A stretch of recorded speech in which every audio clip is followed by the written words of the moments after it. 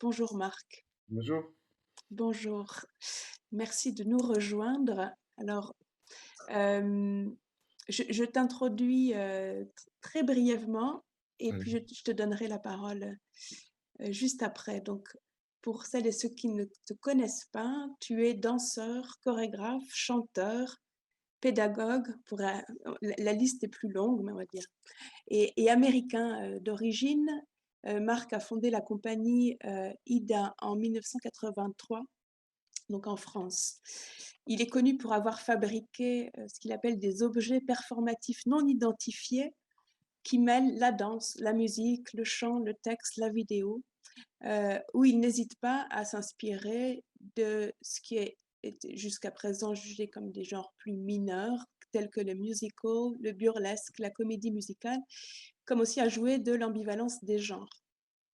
En 2008, il reçoit le prix de la chorégraphie SACD pour l'ensemble de son œuvre. Alors, c'est en tant qu'improvisateur que Marc nous intéresse aujourd'hui et qu'il fait figure de proue en improvisateur performeur, mais aussi et tout autant improvisateur pédagogue. Sa passion pour la composition en temps réel a pris de multiples formes depuis 40 ans et parmi elles, on peut noter qu'il a cofondé l'Atelier Contact de Paris, qui proposait des stages, des performances de contact improvisation en France et en Europe et qui n'est pas pour rien dans la présence du contact improvisation aujourd'hui. Il a organisé des festivals laboratoires, dont un historique qui s'est appelé On the Edge, Festival of Improvisation à Paris en 98. Il n'a cessé de créer des performances improvisées avec tout un tas de personnes et notamment la chorégraphe Meg Stuart depuis 2016. Ils préparent ou ils finissent de préparer ensemble un livre qui s'appelle One Shot, dialogue sur la composition en temps réel, qui est une étude entre autres sur la présence et le jeu dans la performance improvisée. C'est un livre qui va paraître au printemps aux éditions L'œil d'or. Donc là, j'ai fait une toute petite chose très ramassée. Marc, je me suis permis de lire ton texte Risquer le vide en tout début de séance. ah, vous Et l'avez déjà lu? Ah, ah, d'accord. Ok. Je vais le relire. tu peux le relire et Oui. je l'ai un peu raccourci, donc ça sera bon. Et Marc, tu présentes une intervention justement titrée Risquer le vide. Je te laisse la parole. D'accord. Donc, risquer le vide, c'est une expression que j'ai commencé à utiliser dans les années 90. Et j'ai écrit notamment au moment du festival On the Edge un texte qui s'appelle Risquer le vide et qui parle du rapport entre la, la chorégraphie écrite et l'improvisation en performance.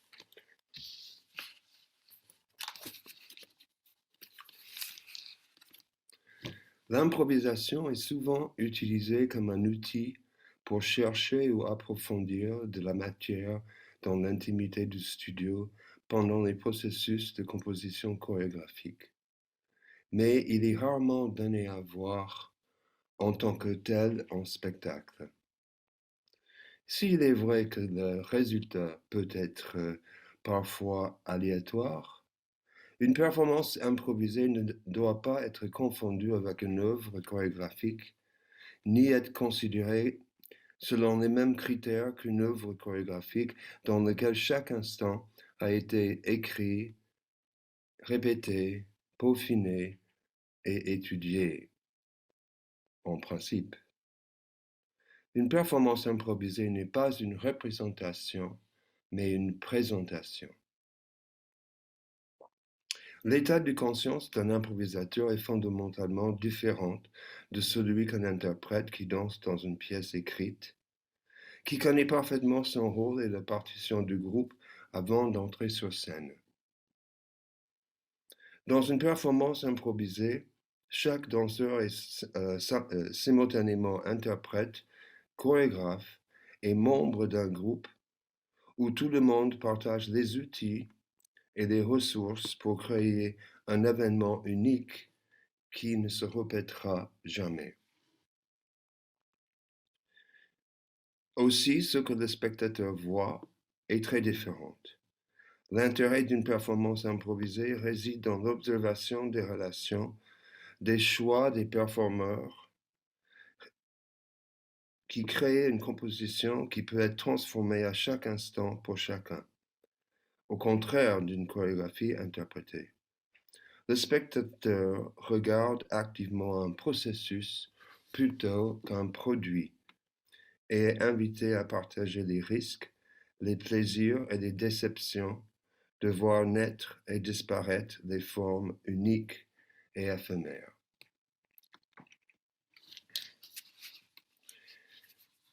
Dans mon travail, il a souvent été, comment dire, j'ai parfois eu l'impression qu'il fallait choisir entre l'écriture chorégraphique ou l'improvisation, que d'ailleurs font beaucoup de gens. Et ils sont un peu d'un côté ou de l'autre. Et moi, j'ai toujours voulu faire les deux. J'aime énormément écrire et peaufiner des instants de complètement écrits et pas du tout improvisés, ou très très peu.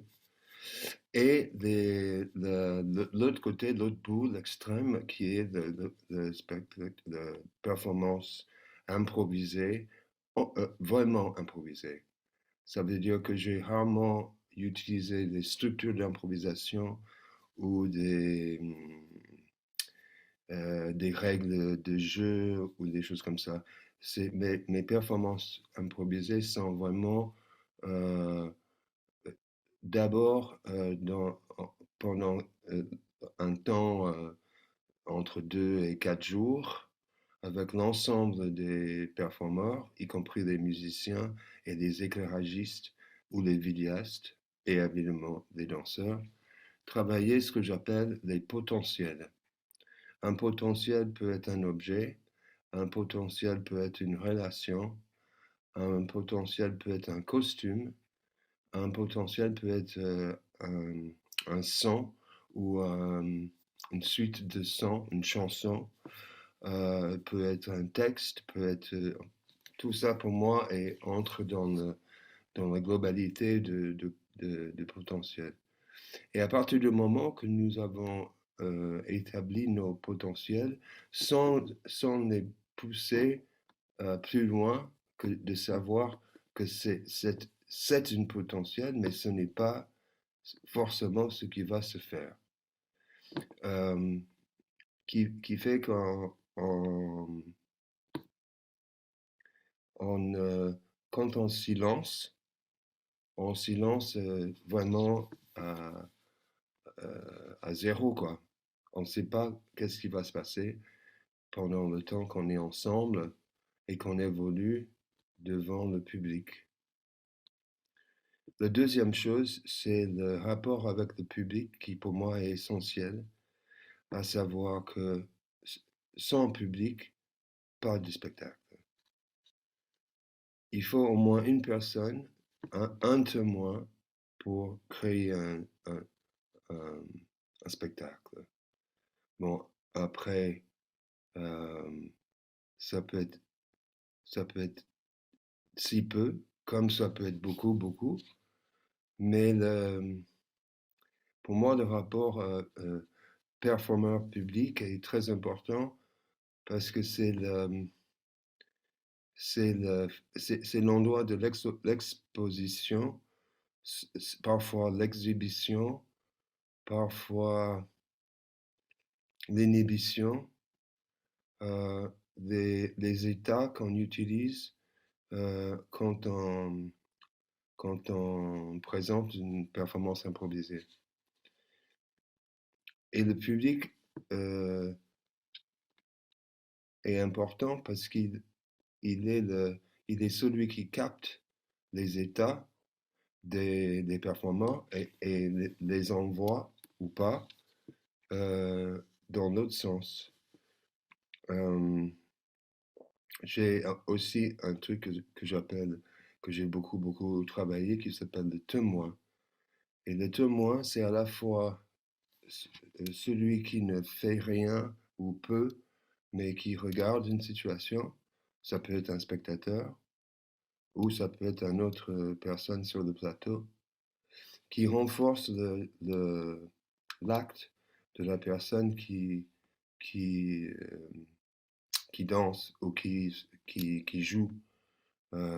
Ça peut être aussi un musicien, parce que je travaille beaucoup avec des musiciens qui sont aussi danseurs, qui n'ont pas peur de se mouvoir dans l'espace et avec nous. Ce témoin est une espèce de chose étrange qui m'est arrivée petit à petit et que j'ai étudié de plus en plus profondément. C'est le, en finale, en fait, le, le, le témoin, c'est à l'intérieur de soi et c'est le témoin qui nous regarde jouer ou danser ou chanter ou présenter quelque chose. Et bon, je vais vous lire un autre texte par rapport à ça.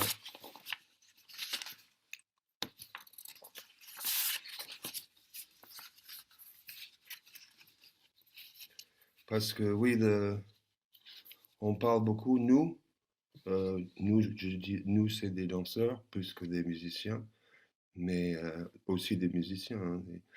Tout le monde qui participe dans cet enjeu et ce jeu d'être sur scène devant un public et ce que ça représente.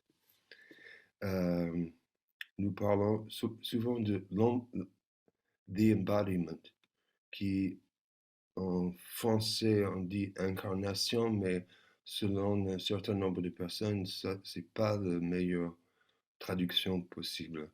Embodiment en anglais, c'est la cristallisation et hmm,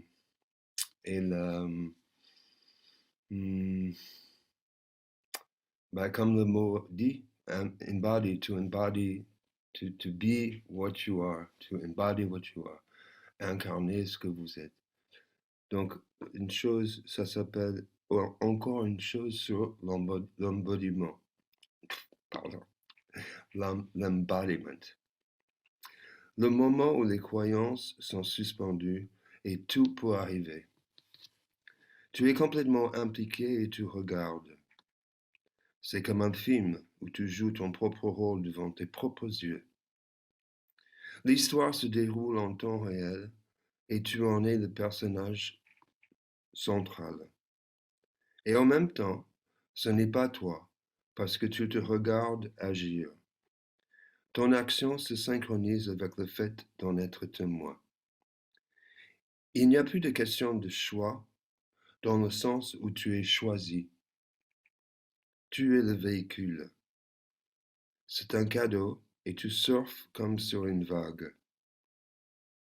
Ça ne peut pas être voulu, mais seulement permis. Ça ne peut pas être capturé, mais seulement saisi délicatement. Ça peut être désiré, mais ça se réalise selon ses propres conditions. Tu peux être préparé. Ton travail consiste à préparer. Pour être prêt, pour être disposé, pas de jugement, pas de blâme.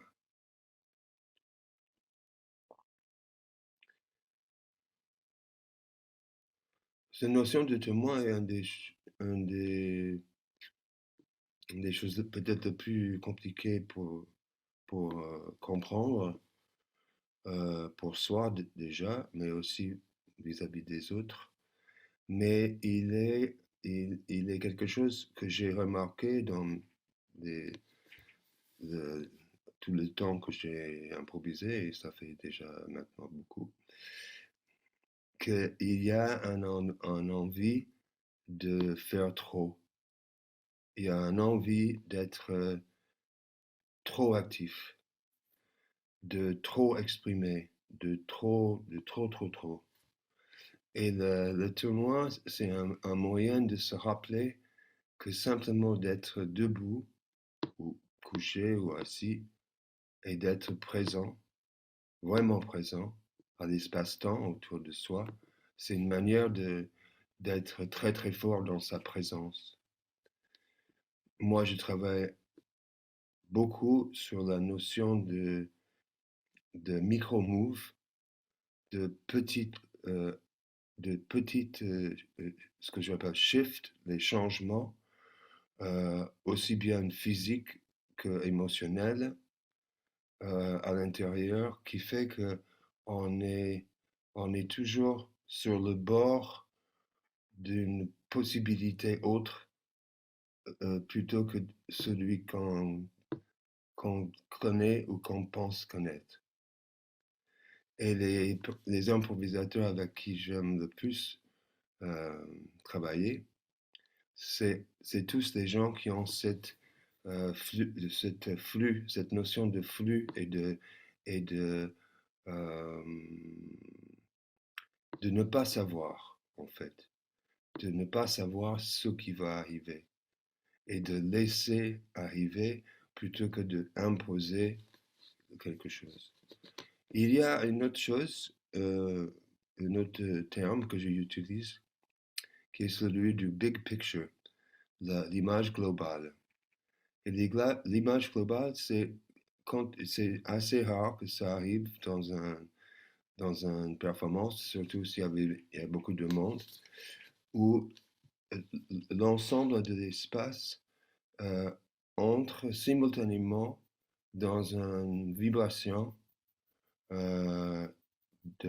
et ça peut être rapide ou ça peut être très très très lent. C'est pas une question de speed, de rapidité, mais où les gens sentent qu'ils sont dans la même chose. Et la même chose, c'est pas juste une petite scène à l'avant-scène, par exemple, mais c'est l'ensemble de l'espace, la globalité de l'espace, des murs, du fond, de l'avant-scène, du public. Le public reconnaît aussi que quelque chose a changé et on est passé dans cette big picture qui en général ne dure pas très très longtemps parce qu'il y a toujours quelqu'un qui veut le prolonger et ils ne peuvent, on ne peut pas le prolonger vraiment. Il se, il se prolonge de lui-même ou pas. Et, euh, et ce sont des instants, moi j'appelle ça des miracles, enfin pas des miracles, des grands miracles, mais des petits miracles et des instants où, où tout le monde s'est calmé suffisamment pour entendre. Et entendre, c'est le mot, je pense. C'est pas tellement voir, c'est entendre qu'on est dans un espace-temps partagé. Euh,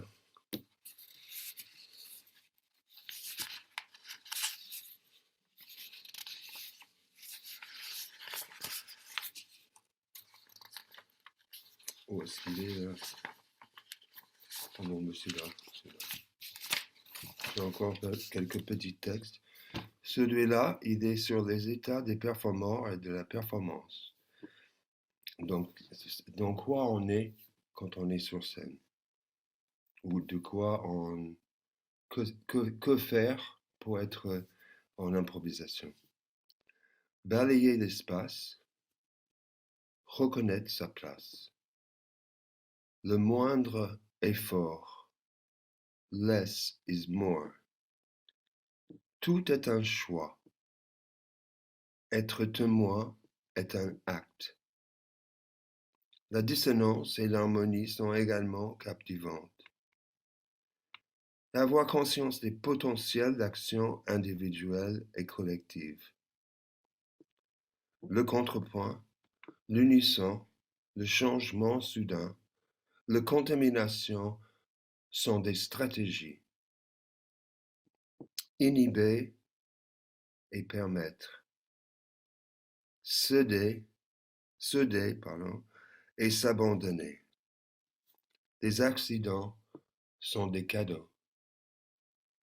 Les miracles et les catastrophes existent. Évitez d'être une star, mais quand on l'est, la faire à 100%. Alors ce dernier-là, il est important parce que on dit souvent il y a des gens qui sont très show-off, qui veulent toujours se mettre en avant. C'est vrai que c'est assez fatigant quand c'est systématique et pas très euh, contrôlé. Mais c'est vrai aussi que parfois quelqu'un, il se trouve dans une situation où il est le feu. Il est le feu. Il est le feu de l'ensemble de l'espace. Et pour moi, il est important de dire je suis le feu et j'y vais. Et c'est pour ça que je dis ça. Il ne faut pas avoir peur euh, quand ça t'arrive, quand ça vous arrive. Il faut c'est un cadeau. Voilà. Euh, alors j'ai encore un petit peu. Ceci est un texte écrit par Meg Stewart et moi. Donc, comme Alice a expliqué, depuis 2016, Meg et moi travaillons sur un projet qui s'appelle One Shot, dialogue sur la composition en temps réel, qui va sortir en mai, euh, si tout va bien, mais en principe ça va. Et nous avons en fait, au départ, ça fait longtemps que j'avais envie d'écrire un livre sur l'improvisation et sur la composition en temps réel. Et, et quand j'ai retrouvé Meg, parce qu'on se connaît depuis très longtemps, mais je l'ai retrouvé à Porto en 2015, et d'un coup, je me dis, mais c'est ça le truc. Ça ne peut pas être une personne qui parle de tout. Il faut qu'il y ait qu'il y ait un échange, qu'on est d'accord, qu'on n'est pas d'accord, qu'on se crie dessus, on va ensemble, voilà. Donc j'ai demandé à Meg si elle voulait m'accompagner dans cette expérience. Et j'ai demandé aussi à Gilles Toutevoix, qui est vidéaste et qui a fait beaucoup, beaucoup de vidéos avec moi sur le travail de la compagnie. Et aussi, il a fait beaucoup de projets d'improvisation. C'est un vrai improvisateur avec la caméra. Donc, nous avons décidé de faire une rencontre en 2016 chez moi à la campagne en Franche-Comté avec une quinzaine d'improvisateurs à l'intérieur, dans le studio, mais aussi beaucoup, beaucoup à l'extérieur, en forêt. Parce que je travaille beaucoup, beaucoup en extérieur. J'aime beaucoup comment la nature est très concrète et et soutient le travail de l'improvisation qui parfois est un peu plus ardu et difficile quand on est en studio. Donc on a fait cette expérience-là et après on s'est dit ben ça suffit pas du tout, c'est juste le début. Donc on a commencé à chercher et on a trouvé plusieurs lieux de travail, une fois en Pologne, une fois à Bruxelles, à Tic Tac, une deuxième fois au CND de Pantin et dernièrement à Victoria en Espagne. Et à chaque fois, on travaillait avec des groupes de gens importants et on travaillait sur notre propre travail sur l'écriture. C'est un livre qui est énormément basé sur les dialogues, sur des entretiens entre Meg et moi, sur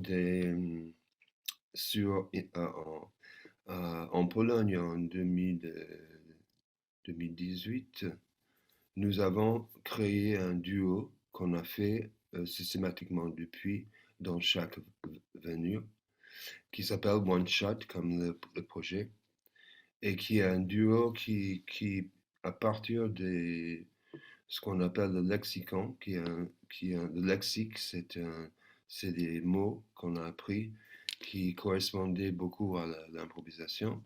Et puis on a écrit très petites définitions. Et dans One Shot, on met par terre un tas de cartes par terre, mais sans le mot. Et on choisit une carte ou une autre carte, on fait quelque chose en relation avec le mot. Et puis, quand on en a marre ou quand on a envie de changer, on prend un autre mot et on part sur ce mot-là. Et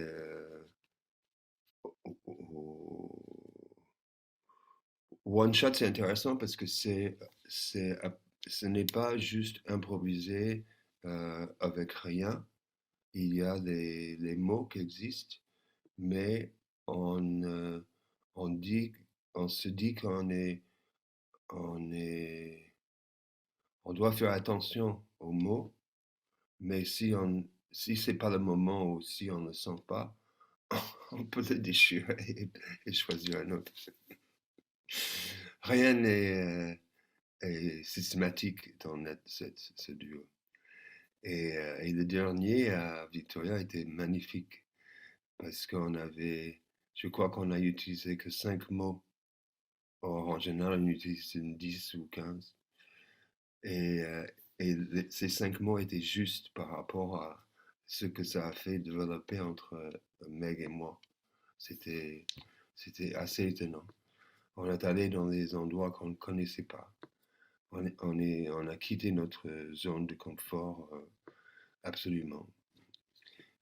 Donc tout ça pour dire que avec Meg, il y a des choses qu'on aime bien en improvisation et il y a des choses qu'on n'aime pas du tout. Et ce qui va suivre, c'est ce qu'on appelle love, ce qu'on aime, et hate, ce qu'on déteste. Love, quand le contenu fait la forme, quand les choses prennent le temps qu'il leur faut, quand la magie apparaît sans trop d'effort, quand une action se propage comme un feu dans tout l'espace, quand les spectateurs montent sur scène et reconnaissent quand c'est le moment de partir, quand les performeurs sont en difficulté mais persistent, quand il y a une résistance et non pas seulement du flux, quand la musique s'arrête et que les performeurs continuent, quand les performeurs ne font pas ce qu'on attend d'eux, quand il n'y a pas de panique dans l'espace, quand il y a une grande panique dans l'espace, quand le corps pense plus vite que l'esprit, quand on se tient immobile longtemps et qu'on devient le centre, quand l'image globale apparaît et que tout le monde le reconnaît immédiatement, quand on a le sentiment que ce n'est pas une improvisation, quand l'improvisation est mieux que la partition, quand on est absolument convaincu qu'on ne sautera pas dans le lac et on saute dans le lac. Hate, on déteste. Quand les gens courent en cercle. Quand quelqu'un te saute dessus alors que tu n'y es pas prêt. Quand les performeurs mettent leur t-shirt sur leur tête. Quand à la fin d'un beau duo, les performeurs s'embrassent. Quand un performeur chuchote juste avant le show, n'oublie pas le silence. Quand quelqu'un utilise un objet et le laisse sans vie dans l'espace. Quand les musiciens prennent le contrôle et ne lâchent pas. Quand on est nu sur scène et qu'on ne trouve plus ses vêtements. Quand les spectateurs sont invités sur scène et non partent pas. Quand les performeurs vont dans le public convaincus qu'ils ont cassé le 4e mur. Quand on a pris le soin de préparer l'espace et qu'il est détruit dans les 5 premières minutes. Quand il y a un feu et que quelqu'un l'éteint. Quand il y a une fin parfaite et que tout le monde se sent obligé de le faire. Quand après le spectacle, un spectateur demande si c'était improvisé. Quand une répétition est mieux que la performance. Quand les gens oublient que c'est un jeu. Quand on ne sait pas comment se préparer.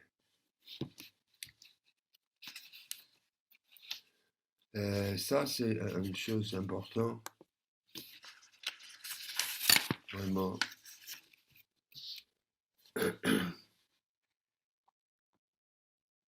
Enfin, les deux choses. Comment se préparer? Moi, je ne sais pas. Ça fait 40 ans et je ne sais pas. Des fois, je fais du stretching, du yoga, et des fois, je cours, et des fois, je bois des cafés et fume des cigarettes. Je ne- je n'ai aucune idée quelle est la préparation pour un spectacle improvisé. La deuxième chose, c'est que les gens oublient que c'est un jeu. Je pense que souvent les gens le prennent trop au sérieux. Et ça ne veut pas dire que ce n'est pas sérieux. Ça l'est. D'ailleurs, les performances qu'on a fait à Vienne s'appelaient Serious Fun. Donc il y a à la fois ce côté amusement, s'amuser, et en même temps que c'est sérieux, c'est vraiment sérieux. Comme je pense que c'est une des choses qu'on a perdu. Je pense que beaucoup de gens ont perdu cette notion de serious fun, qu'ont les enfants, par exemple. Ils jouent, mais ils peuvent très bien arrêter et passer à autre chose d'un instant à l'autre. Mais la nouvelle chose, ça va être aussi important et sérieux que celui d'avant. Donc, nous, comme on est peut-être dans le souci de la construction, de faire bien, de développement, de développer des choses, euh, au lieu de se dire que peut-être que on peut, on peut finir avant que c'est fini, ou on peut finir quand c'est déjà bien fini. Que ce n'est pas... bon, je pense que c'est clair.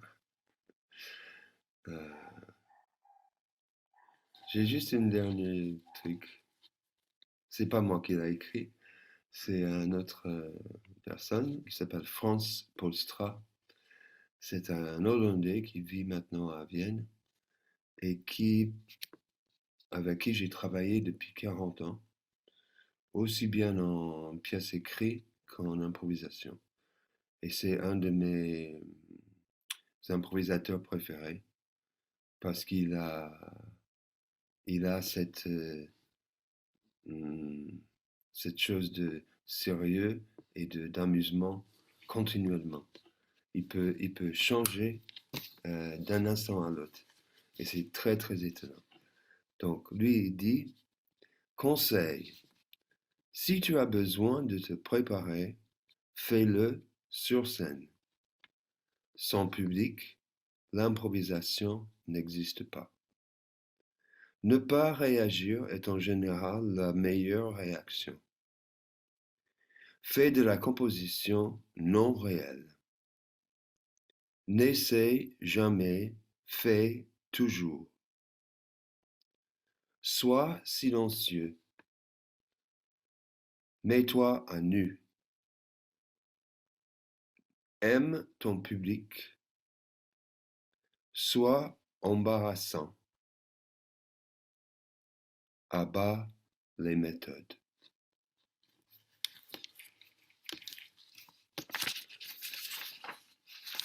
Et voilà ce que j'avais préparé pour vous. Merci beaucoup, Marc. Je me demande si on se permet quand même quelques questions, Oui, bien sûr. ou oui, parce qu'on s'était dit qu'on pouvait aussi tout faire à la fin. On s'était dit aussi entre toi, Marc, et puis Nine, on ferait une petite pause de 10 minutes. Oui, Mais je propose qu'on prenne déjà 10 minutes peut-être, si vous avez des oui, premières questions c'est bon. à adresser à Marc.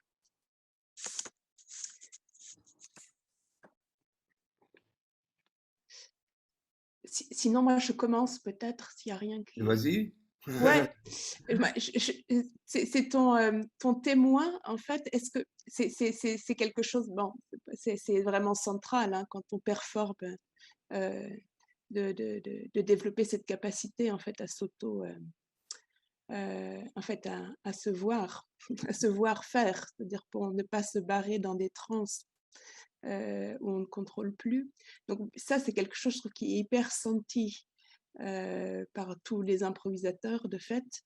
Mais je voulais savoir si c'est quelque chose que toi-même, tu as développé à partir de ton expérience, ou bien parce que je pense, par exemple, à des pratiques comme le mouvement authentique qui en font vraiment Mhm. une instance centrale. Enfin, c'est ce qui est comment un témoin extérieur, en fait, va me permettre, parce qu'il me regarde simplement, d'intérioriser ce regard qui devient un témoin intérieur.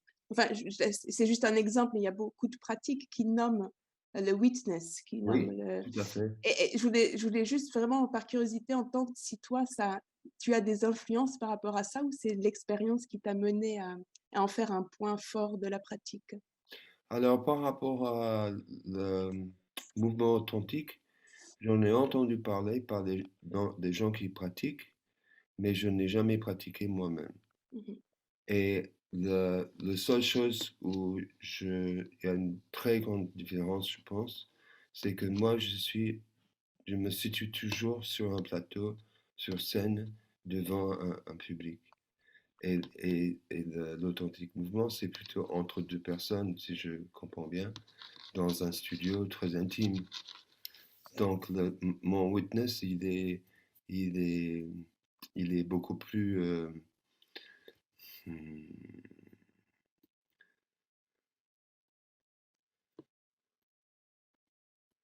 je ne sais pas, c'est tellement compliqué à expliquer ce que c'est. C'est quelque chose que j'ai développé dans les années 90, on va dire, où je voyais que des gens étaient trop euh, à l'intérieur d'eux-mêmes et pas assez, ils laissaient pas sortir. Et je pense que le witness, il a cette capacité de voir sans faire. Et donc de permettre quelqu'un qui pense qu'il doit agir et faire des choses merveilleuses, il peut se calmer un peu parce que mhm, en fait c'est tout le temps, ça ne change jamais. Il y a, il y a toujours, il y a toujours le protagoniste et le witness. Je parle de la situation. Après, avec euh, d'autres personnes, c'est pareil. C'est souvent il y a une sorte de on y va, on y va, on y va, nanana. Et on peut aussi être ailleurs par rapport à quelqu'un qui y va, qui y va, qui y va. Et ça va changer la manière que la personne va agir. Donc, le-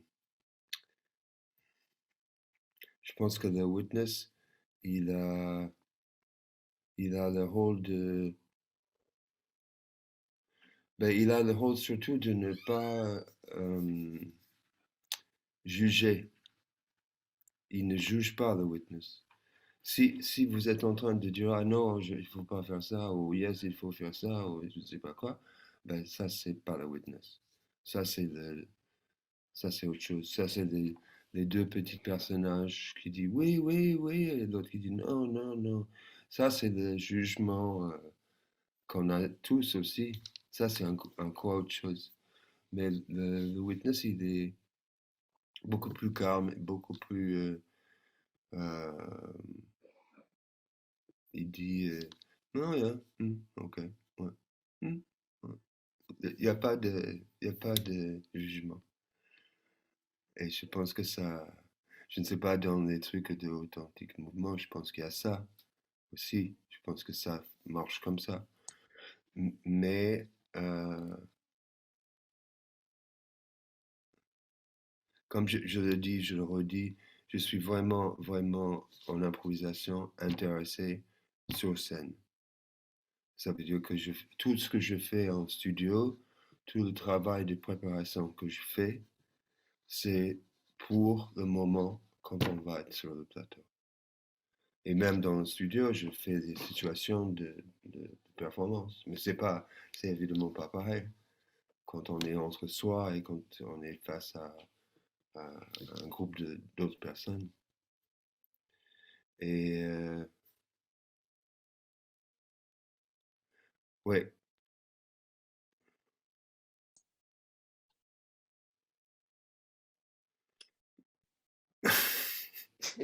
Non, mais genre, j'aurais plein de questions, mais Non, je... mais ça fait un peu comme ça, mais ça ne répond pas. Ouais, Euh, ouais.